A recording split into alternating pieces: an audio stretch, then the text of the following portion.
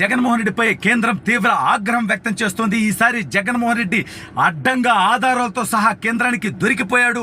వాళ్ళని కూడా ఇరికించేటువంటి పరిస్థితి రావడంతో వాళ్ళు ఈసారి మాత్రం నిన్ను వదిలిపెట్టమన్నట్టుగా తీవ్ర హెచ్చరికతో ఆగ్రహం వ్యక్తం చేస్తున్నట్టుగా తెలుస్తూ ఉంది. అసలు కేంద్రం అంతగా ఎందుకు ఆగ్రహం వ్యక్తం చేసింది, మరి ఇప్పుడు జగన్మోహన్ రెడ్డి ఏం చేస్తాడు, ఏంటా విషయం అనేది ఈ వీడియోలో వివరించబోయే ముందుగా ఇప్పటి వరకు మన ఛానల్ సబ్స్క్రైబ్ చేయని వాళ్ళు ఖచ్చితంగా సబ్స్క్రైబ్ చేయండి, మరో 10 మందితో చేయించండి. ఇక విషయానికి వస్తే మన డెకాయిడ్ జలగండ గురించి మనందరికీ తెలుసు. గత 4 సంవత్సరాల 10 నెలల్లో ఎన్ని తప్పుడు పనులు, రాజ్యాంగ వ్యతిరేక, ప్రజా వ్యతిరేక, న్యాయ వ్యతిరేక, చట్ట వ్యతిరేక పనులు చేశాడు మనందరికీ తెలుసు. కానీ వాటన్నిటికీ కేంద్రం సహకారం ఉంది అనే విధంగా జగన్మోహన్ రెడ్డి ఎన్నాళ్ళు బిల్డప్ ఇచ్చి ప్రచారం చేసుకున్నటువంటి విషయం కూడా మనందరికీ తెలుసు. తాను చేసేటువంటి తప్పుడు పనుల్లో వాళ్ళకి భాగస్వామ్యం ఉంది అన్న విధంగా ఎన్నాళ్ళు చేసినటువంటి జగన్మోహన్ రెడ్డి చేసినటువంటి తప్పులు అనేకం కేంద్రం ఖాతాలో పడ్డాయి. సరే, కొన్ని ఆరోపణలు ఉన్నాయి. వాళ్ళలో కొంతమందిని జగన్మోహన్ రెడ్డి మేనేజ్ చేస్తున్నాడని, వాళ్ళకి సాగిలా పడుతున్నాడని రకరకాల వార్తలు ఉన్నాయి. అయితే ఎన్ని తప్పులు చేసినా ఎన్నాళ్ళు కాస్తో కూస్తో ఉపేక్షించినటువంటి కేంద్రం స్వయంగా చంద్రబాబు నాయుడు గారి అరెస్టు విషయంలో కూడా కేంద్రం ఆమోదంతోనే వాళ్ళకి చేశానని చెప్పి కూడా కొంతమంది మంత్రులు, ఎంపీలు మాట్లాడారు. అప్పుడు కూడా వాళ్ళు ఖండించారు. లోకేష్ గారిని పిలిచి మాట్లాడి మాకు సంబంధం లేదని చెప్పారు.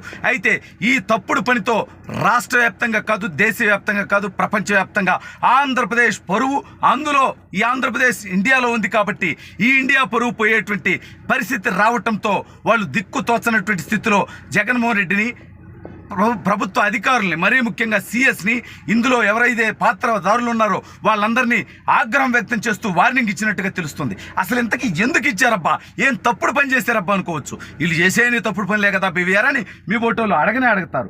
అయితే ఇది ఘోరాతి ఘోరమైన నీచమైనటువంటి పని ఏంటయ్యా అంటే, ఇతను అప్పులు తేవటానికి ఎన్ని మార్గాలు ఉన్నాయో అన్ని తెచ్చాడు. చివరికి మద్యపాన నిషేధం చేస్తానని మద్యం మీద రాబోయే 25,000 ఆదాయం మీద కూడా 25,000 కోట్లు అప్పు తెచ్చినటువంటి నీచత్వం మనకు తెలుసు. అయితే ఇది పీక్స్కి వెళ్ళిపోయి ప్రభుత్వ కార్యాలయాలు, ప్రభుత్వ భూములు మొత్తం కూడా తనఖాలు పెట్టి అప్పులు తెచ్చుకున్నాడు. అయితే ఈసారి ఏకంగా చంద్రబాబు నాయుడు గారిని ఏదైతే వీళ్ళు తిట్టారో తాత్కాలిక సచివాలయం అని చెప్పి దాన్ని పెట్టి కూడా ఆంధ్రప్రదేశ్ రాష్ట్ర సచివాలయాన్ని తాకట్టు పెట్టి అప్పు తెచ్చాడంటే ఈ దౌర్భాగ్యమైనటువంటి వ్యక్తి. అయితే ఇందులో అసలు బ్యాంకులు ఇన్ని తప్పుడు అప్పులకి ఎట్లా ఇస్తా ఉన్నాయి? ఎన్నాళ్ళు వచ్చినటువంటి ఆరోపణలు ఏంటంటే కేంద్ర ప్రభుత్వంలో ఉన్నటువంటి అధికార గణానికి కూడా డబ్బులు ఇస్తూ, ఏది ఇతను దోచుకోవటానికి కాదు, అప్పులు తీసుకురావడానికి, ఎక్స్ట్రా అప్పులు ఇవ్వటానికి కూడా వాళ్ళకి డబ్బులు ఇచ్చి లంచాలకు మరిపి వాళ్ళ ద్వారా అప్పులు తెచ్చాడు ఆంధ్రప్రదేశ్ రాష్ట్రానికని. అయితే ఇప్పుడు బ్యాంకు అధికారులు ఇక్కడ జగన్మోహన్ రెడ్డి అనేవాడితో దయచేసి మీరు గమనించాలి. ఎవడైతే ప్రయాణిస్తాడో వాడి జీవితం జైలు పాలే. గతంలో ఐఏఎస్లు జైలు పాలయ్యారా, ఐపీఎస్లు అయ్యారా, మంత్రులు అయ్యారా, శాసనసభ్యులు అయ్యారా, మోపిదేవి దగ్గర నుంచి అనేక మంది, సబితా ఇంద్రారెడ్డి దాకా అనేక మంది కేసులు ఎదుర్కొంటా ఉన్నారు, ధర్మాన దాకా. అదేవిధంగా ఐఏఎస్లు శ్రీలక్ష్మి దగ్గర నుంచి అనేక మంది అధికారులు, ఎల్వి సుబ్రహ్మణ్యం దాకా అనేక మంది అధికారులు కేసులు ఎదుర్కొంటా ఉన్నారు. ఈ రోజుకి 10-12 ఏళ్ళైనా. అయితే ఇప్పుడు తను చేసేటువంటి తప్పుల్లో వ్యవస్థల్ని భాగస్వాములుగా చేస్తా ఉన్నాడు.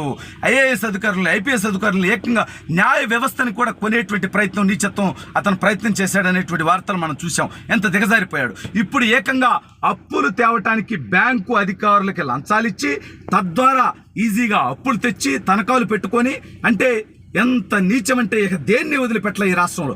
ప్రతి దాని మీద, ప్రతి వనరుల మీద కూడా ఇవాళ అప్పులు తెచ్చేసి, అంటే మనకు సొంత ఇవాళ ఎస్పీ ఆఫీసులు, కలెక్టర్ ఆఫీసులు కూడా తాకట్టు పెట్టి డబ్బులు తేవడం ఏంద్రా స్వామి. ఆ ఇచ్చేవాళ్ళకన్నా బుద్ధి ఉండబడలేదు, సిగ్గుండబడలేదురా. రేపు వాటిని ఇక ఎలాగో కట్టేది లేదు ఎట్లా. ఎందుకంటే ఈ రాష్ట్రానికి సంపద సృష్టించడం ఈ పనికి మళ్ళీ వ్యక్తికి చేత కాదు. మళ్ళీ చంద్రబాబు నాయుడు గారు ముఖ్యమంత్రి అయితే ఆయన సంపద సృష్టించి ఈ అప్పులన్నీ తీరుస్తూ ఉంటే బటన్లు కొన్ని సరిగా ఇతను ఎక్కినట్టుగా నొక్కట్లేదు అని చెప్పి చిల్లర మాటలు మాట్లాడేటువంటి ప్రయత్నం చేస్తారు.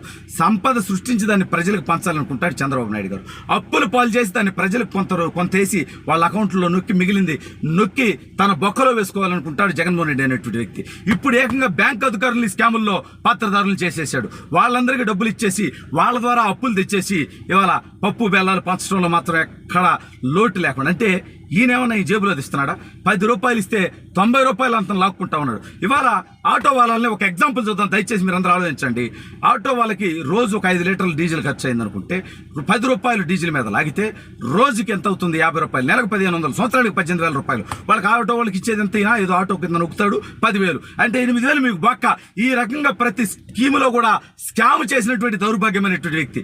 అయితే ఏకంగా సచివాలయాన్ని తాకట్టు పెట్టినటువంటి దౌర్భాగ్యత్వం మీద, ఈ యొక్క అప్పులు చేయటం మీద ప్రజల్లో కూడా బలంగా వెళ్తా ఉంది. దీనికి కేంద్రం మద్దతు ఉంది, కేంద్ర ఆర్థిక శాఖ కూడా దీనికి సహకరిస్తుంది అనేటువంటి వార్తలు ఆంధ్రప్రదేశ్లో రావడం కేంద్ర ప్రభుత్వం మీద కూడా వ్యతిరేకత కారణమవుతుంది అనేటువంటి ఉద్దేశంతో కేంద్ర ప్రభుత్వ పెద్దలు, ఆర్థిక శాఖ మంత్రి అమిత్ షా గారు కూడా దీని మీద చర్చించి జగన్మోహన్ రెడ్డికి, వైసీపీ ప్రభుత్వానికి తీవ్ర హెచ్చరికలు జారీ చేసినట్టుగా తెలుస్తా ఉంది.